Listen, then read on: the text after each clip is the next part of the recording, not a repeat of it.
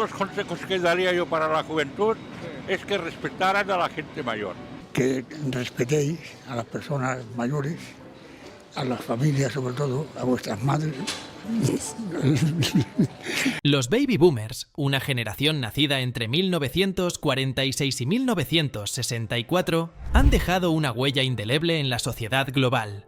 Siendo testigos de rápidas transformaciones, su influencia se ha sentido en la cultura, economía y política del mundo. En el video de hoy, vamos a hacer un viaje en el tiempo y vamos a recordar 20 cosas del día a día que solo un baby boomer pudo experimentar. Quédate y no te pierdas nada. La televisión en blanco y negro. La historia de la televisión se remonta a los años 20, la década de las luces, período en que las economías a nivel mundial se recuperaban de la Primera Guerra Mundial. En 1927, el inventor estadounidense Philo T. Farnsworth, con apenas 21 años, conseguía crear la primera televisión electrónica en blanco y negro en San Francisco, California.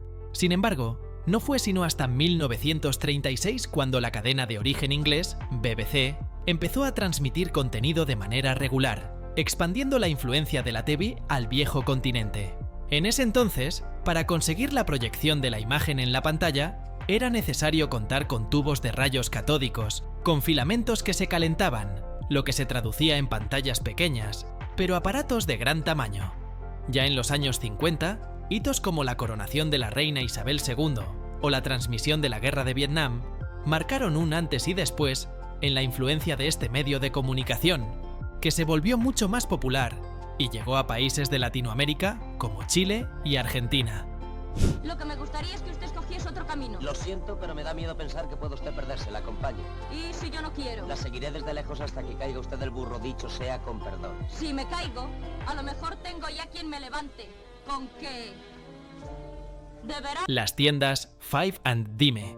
Estas exitosas tiendas estaban en el itinerario de cualquier familia estadounidense de mediados del siglo pasado.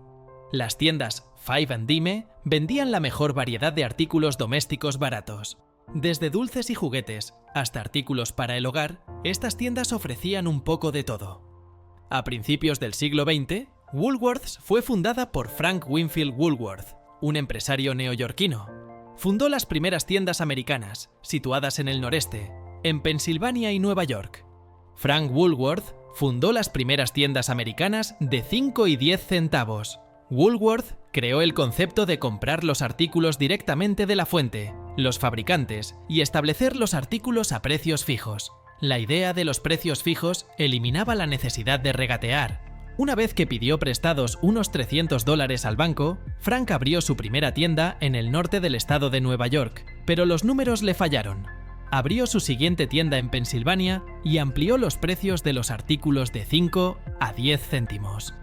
Aunque a día de hoy no existan este tipo de tiendas como tal, sí hay varios comercios que se adaptaron a una especie de museos para turistas. La venta por catálogo de Sears. Fundada en 1893 por Richard W. Sears, en sus inicios fue una empresa dedicada a la venta por catálogo. Poco después, fue adquirida por el magnate de la confección Julius Rosenwald y se especializó en la venta de productos a bajo coste en zonas rurales desatendidas. Esto, combinado con la adecuada publicidad de sus productos, la educación del consumidor y la marca corporativa, impulsó enormemente su popularidad. Bajo la dirección de Robert E. Wood, Sears abrió su primera tienda en Chicago. A esta la siguieron 7 más, y en tan solo 5 años, las ventas físicas superaron a las hechas por correo. Por esa época, la popularidad del automóvil llevó a Sears a fundar Allstate, su propia compañía de seguros. Las ventas de Sears alcanzaron su nivel más alto en el periodo que abarca desde el final de la Segunda Guerra Mundial hasta la década de los 70. Durante ese periodo, los grandes almacenes siguieron expandiéndose por todo el país y dieron el salto a México y Canadá. En 1991, perdió el trono de mayor minorista del país en detrimento de Walmart. Sears prescindió de los catálogos que lo habían encumbrado a la cima y se introdujo en el sector de los seguros y los servicios financieros. La llegada de Amazon y otros grandes del comercio electrónico lo terminaron por sepultar. Las comidas familiares, Las comidas familiares en España y los países latino en general simbolizan, en diferentes formas, una idealización de la armonía y unión doméstica. En la televisión norteamericana de los años 50, por ejemplo, era común encontrar representaciones del momento de la comida familiar como el lugar de encuentro y discusión de los sucesos importantes en la vida de las personas. En este sentido, la cena no era negociable, había que dejar todo lo que se estaba haciendo para dedicarse a ella. En Estados Unidos, las comidas familiares cotidianas sirven para moralizar a los niños acerca de los modales en la mesa y de cómo conducirse ante el mundo, y en cierta forma, que toda transgresión merece un castigo. Era natural como en familias norteamericanas el consumo de verduras y acabar con todo lo que hay en el plato se negociaba con la promesa de un postre. Sock Hops. Los Sock Hops se originaron como bailes escolares informales a mediados del siglo XX en Estados Unidos. En realidad, es posible que los bailes empezaran ya en la década de los años 40, pero siguen estando muy asociados a los años 50. El término Sock Hop surgió porque se animaba a los participantes a quitarse los zapatos y bailar en calcetines para no dañar el suelo del gimnasio.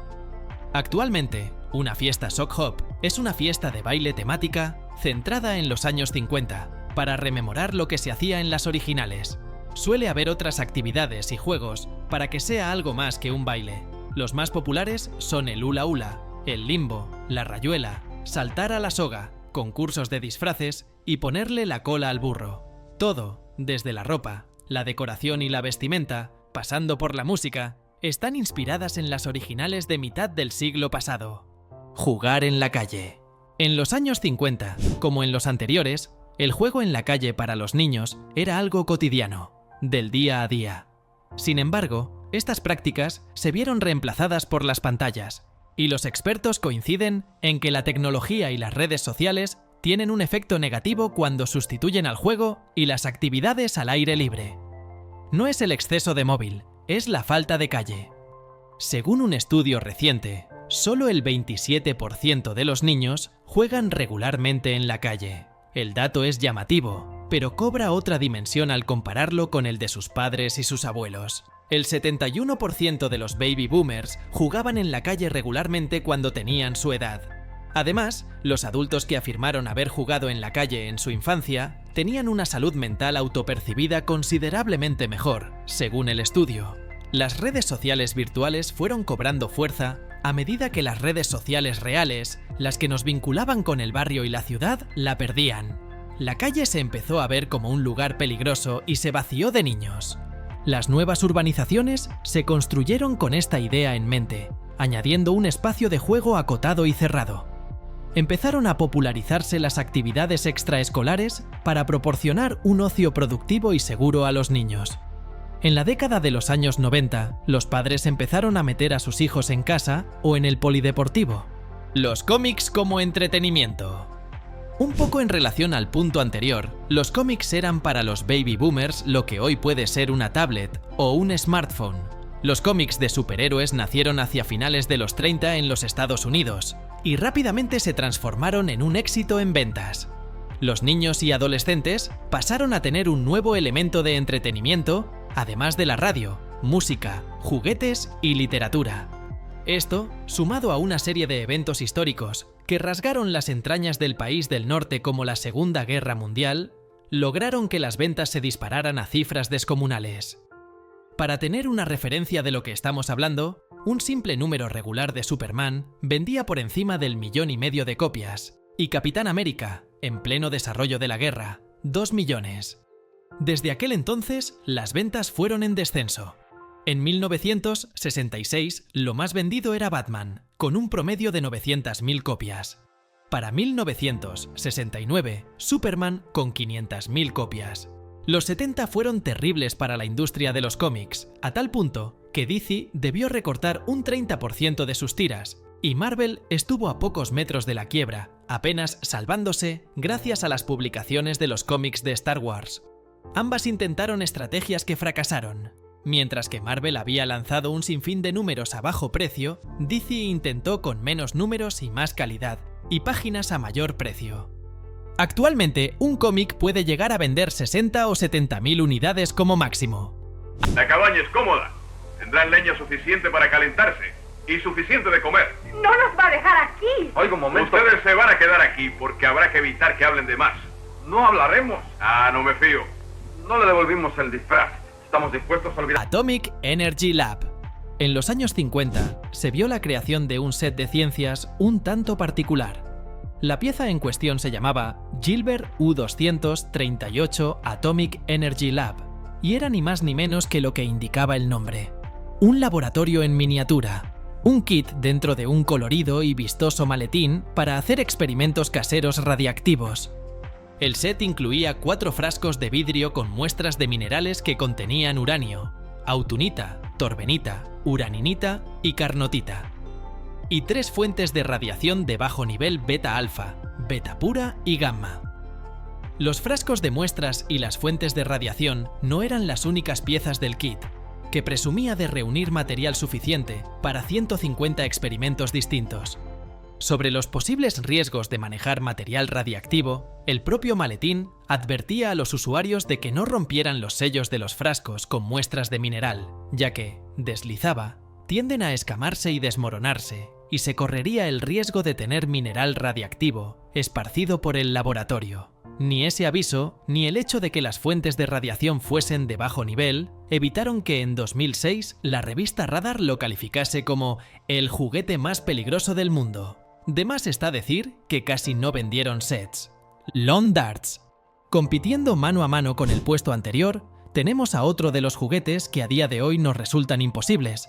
Los Lawn Darts era como se denominaba a un juego desarrollado a mediados del siglo XX en el que se lanzaban al aire dardos con peso con la esperanza de que cayeran en un círculo de plástico situado a unos pasos de distancia.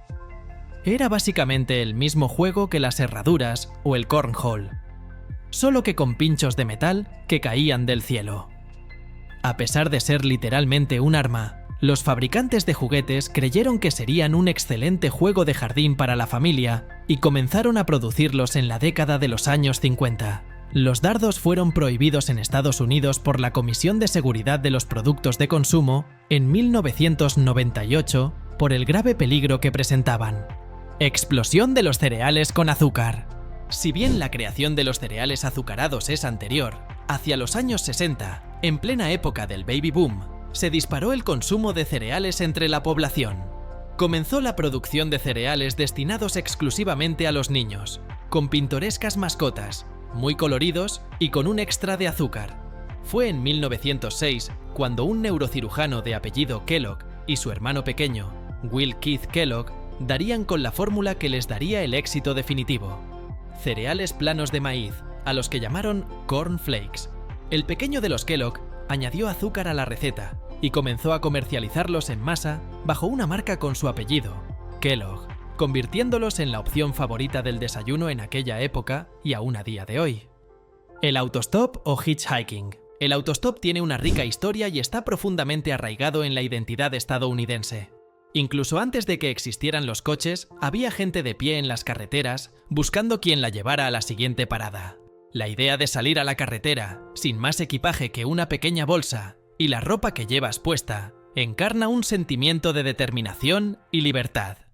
Desde sus orígenes a principios del siglo XX hasta su muerte a principios de los años 70, esta práctica ha sido una forma de vida para muchos, sobre todo en la época de los baby boomers. Los discos de vinilo. La primera grabación en un disco de vinilo la hizo en 1902 el tenor italiano Enrico Caruso. Su aria Vesti la Giuba, de la ópera Pagliacci, fue un éxito en ventas, convirtiéndose en uno de los artistas más importantes de su época. Sin embargo, los primeros tocadiscos como los conocemos hoy en día nacieron hacia finales de los años 40 y principios de los 50. Los años 60 y 70 vieron superar la tecnología y la calidad del sonido, dando inicio a una nueva etapa, la de las portadas de los discos, donde artistas plásticos como Andy Warhol fueron contratados para crear portadas atractivas y originales para álbumes. Escribir cartas a mano. En medio de la era digital, la práctica de la escritura a mano se revela como una actitud diferenciada, capaz de crear conexiones genuinas. Por eso lo que a día de hoy es casi como una excepción reservada solo con fines amorosos o nostálgicos, en los años 40 y 50 y hasta cerca de los 2000, era casi algo del día a día, donde cuando se quería mandar un mensaje, no se podía hacer al instante por WhatsApp, sino que había que esperar tal vez días a que el cartero toque la puerta. Autocines. Aunque ya existían autocines en la década de los años 20, el primero patentado fue inaugurado el 6 de junio de 1933 por Richard Hollingshead en Nueva Jersey. Los autocines ganaron una inmensa popularidad 20 años después, con la generación del Baby Boomer. Había más de 4.000 autocines en Estados Unidos, la mayoría en zonas rurales. Mantuvieron su popularidad tanto como un espacio para que las familias pasaran tiempo juntas, como una opción asequible para una salida nocturna. Enciclopedias. La idea misma de la enciclopedia proviene de la antigüedad remota. En la Sumeria del 4000 a.C. aproximadamente, y en el Egipto imperial de casi 2000 años después, se intentaron protoenciclopedias que consistían en listados temáticos ordenados alfabéticamente. Sin embargo, las primeras enciclopedias propiamente dichas se comenzaron a popularizar para hacer búsquedas a comienzos del siglo XX y fueron furor en la época Baby Boomer. El revelado de fotos. La novedad de las imágenes instantáneas llamó la atención del público. A mediados de la década de 1960, Polaroid tenía muchos modelos en el mercado y el precio había bajado para que incluso más personas pudieran pagarla. El proceso de revelado de fotografías tomadas con una cámara analógica pasaría a ser entonces moneda corriente para las personas de esta generación y se perdería ya cercano a los 2000 con el advenimiento de las cámaras digitales. Las salidas. A las tiendas de refrescos. Los restaurantes eran uno de los lugares de encuentro de muchos grupos de jóvenes que se reunían para comer sus hamburguesas preferidas y disfrutar de un refrescante batido o unas patatas al salir del instituto. Hoy en día, algunas de las cadenas de establecimientos más conocidas adaptan la temática de esta época a la decoración de sus restaurantes para transportar a sus clientes a un pasado no tan lejano, lleno de diversión y glamour. El auge del modelismo plástico. En 1950, la empresa británica Airfix lanza sus primeros modelos. Fue fundada en 1939 por Nicholas Kobe, un hombre de negocios, originario de Hungría. La mayoría de los modelos de plástico se moldean por inyección de poliestireno, y las partes están pegadas entre sí con disolvente plástico. Las calcas e insignias se proporcionan con kits. En la época Baby Boomer, era casi una cuestión diaria disfrutar de kits que incluían modelos para armar, siempre proporcionales al objeto real. El auge del bowling. Si bien el bowling como juego es terriblemente antiguo, en los 50 se crearon asociaciones que empezaron a regular el juego y moldearlo hasta como lo conocemos en la actualidad. Además, comenzaron a surgir máquinas para devolver los bolos a sus ubicaciones para los nuevos juegos. Antes de eso, los bolos derrocados eran sustituidos en la posición por personas apodadas pinboys.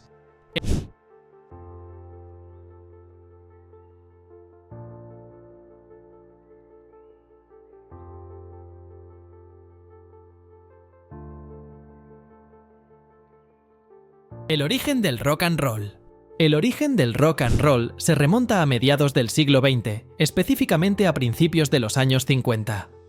La historia del rock and roll se remonta a principios del siglo XX, cuando artistas afroamericanos como Chuck Berry y Little Richard comenzaron a incorporar elementos del rhythm and blues en su música. Estos ritmos bailables y enérgicos se mezclaron con las letras emotivas del gospel y los lamentos melancólicos del blues, creando así un nuevo estilo que rápidamente se hizo popular entre los jóvenes. A medida que el rock and roll se popularizaba, los artistas blancos también comenzaron a adoptar este género, dándole aún más visibilidad y reconocimiento.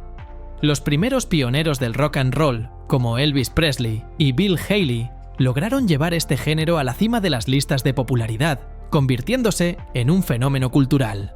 Las canicas. La mayoría de las canicas de esa época eran de barro, algunas de cristal, incluso de hierro. Las de hierro eran más difíciles de encontrar y también más caras.